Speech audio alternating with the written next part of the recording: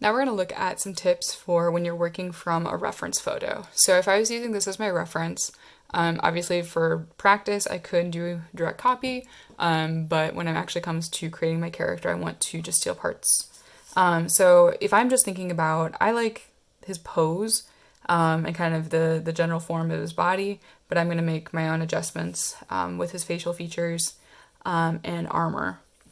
And one of the things I want to look at is I wanted to decide how tall he's going to be. So I might start by saying, all right, my character is going to be, I'm only going to have him be, I'll try and draw that a little darker, about that tall. So fair bit shorter than what he is here, just so I can show you modifying that image. So I want to look at, and I'm only measuring from his head to his boots. So you might even use a ruler for this, but I'm going to look and see, he's about 5.5 inches. So let's see, the top of his waist, the midsection of his waist is about 2.5 inches in, so not quite halfway. So I'm going to look over here and say I've got about 4 inches, so about 2, so not quite halfway. I'm going to say his waist is going to go about here. And I can go back and do the same thing for the head, or even like the bottom of the cloak here.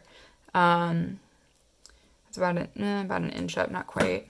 So I'm gonna go about here. I guess I should explain what I'm thinking there. So I'm just looking at the distance from about his midline to the bottom and kind of making some just mental adjustments for rough proportions. His chin, about 1.5 inches, so an inch up from that. And again, I'm just squishing it down by a little. Obviously you can do this as a very formal measure by measure.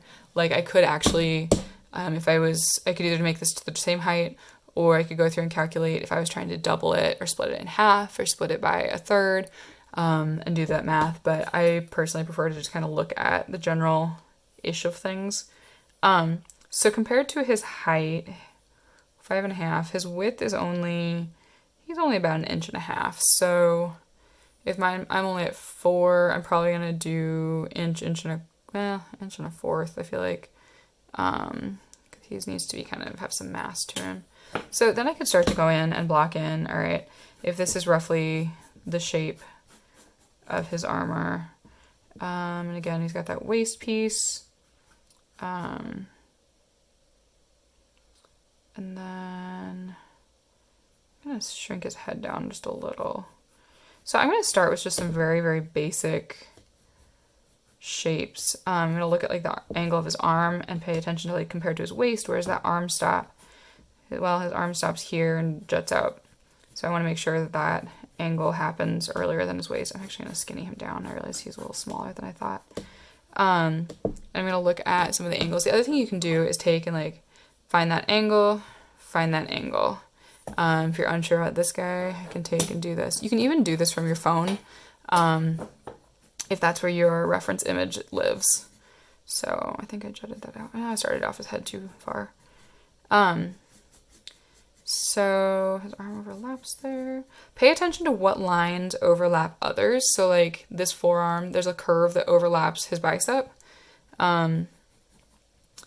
It's going to be very helpful. Same thing with his hand. For now, I'm just going to draw that as a block. And he's got his hand here. It's very short. He has very short forearms. But I noticed that his hand stays above his midline in this case. I mean, obviously, if I'm wanting to pose him differently, but for the minute, I'm just trying to get an estimation of the scale of his features. I'm going to change his hat out, but maybe his hair too. We're gonna just go with a single braid here. Face, like nose compared to hat, sits pretty high.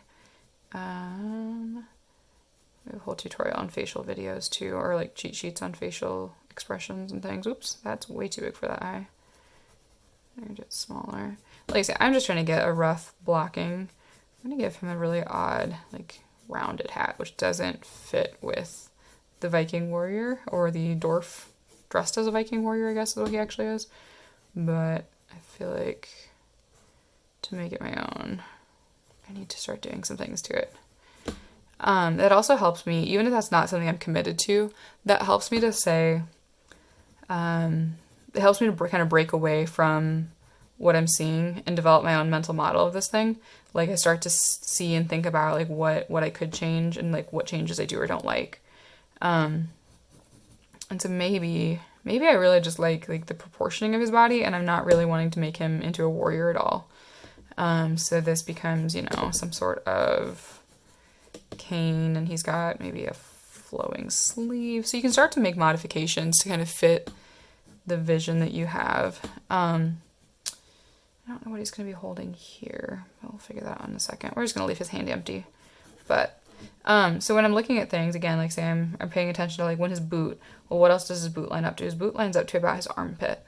So if I have his armpit placed, I can say, well, that's roughly where his boot needs to come out.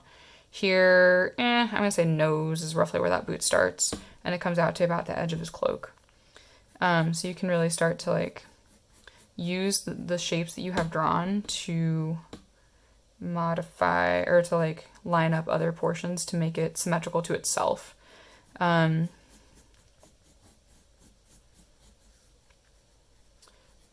we think in layers here too. Sure, I can keep the layered garb.